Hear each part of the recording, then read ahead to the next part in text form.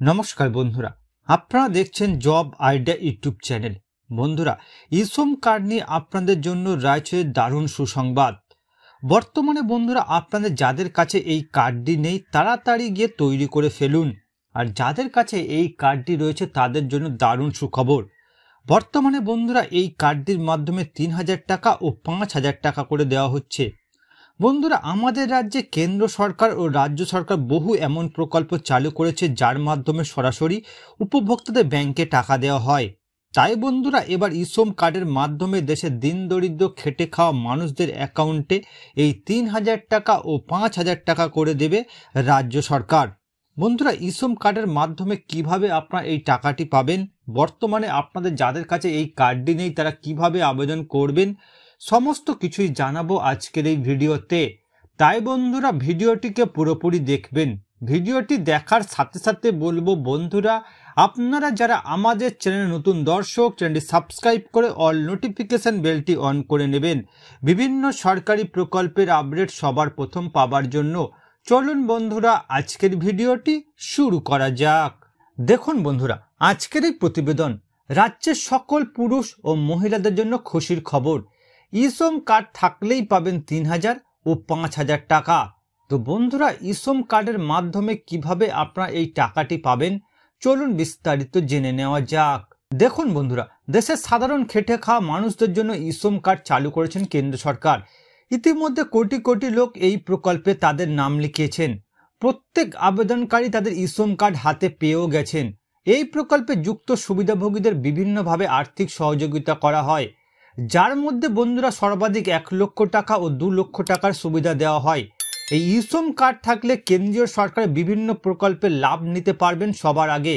এছাড়া বন্ধুরা, কেন্দ্রীয় সরকারের তরফ থেকে ইসম কার্ড থাকলে পেয়ে যাবেন 3000 টাকা ও 5000 টাকা।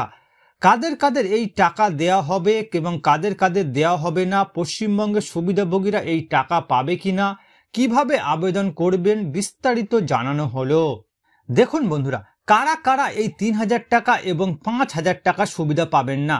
1 নম্বরে বলা হয়েছে বন্ধুরা, যারা সরকারি এবং প্রাইভেট সেক্টরে কাজ করেন তাদেরকে এই 3000 টাকা এবং 5000 টাকা দেওয়া হবে না।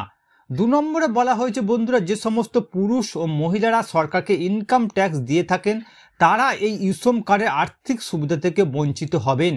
3 নম্বরে বলা হয়েছে বন্ধুরা, যাদের এমপ্লয়িজ প্রভিডেন্ট ফান্ড অর্গানাইজেশনে অ্যাকাউন্ট খোলা আছে তাদের এই 3000 টাকা এবং 5000 টাকা দেওয়া হবে না।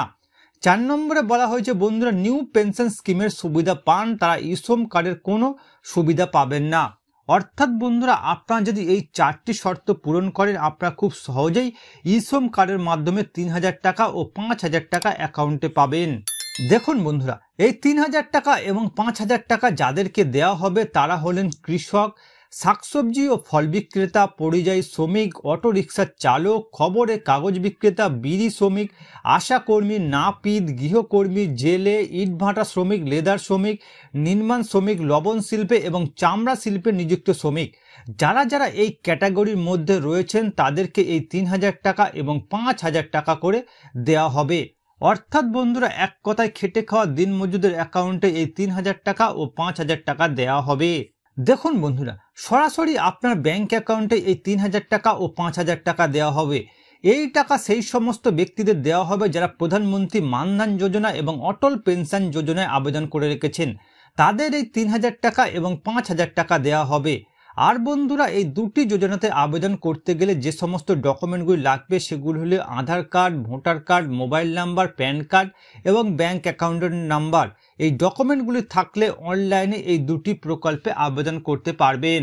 অর্থাৎ বন্ধুরা, এই 3000 টাকা ও 5000 টাকা তাদেরকেই দেওয়া হবে যারা প্রধানমন্ত্রী মানধন যোজনা এবং অটল পেনশন যোজনায় আবেদন করে রেখেছেন।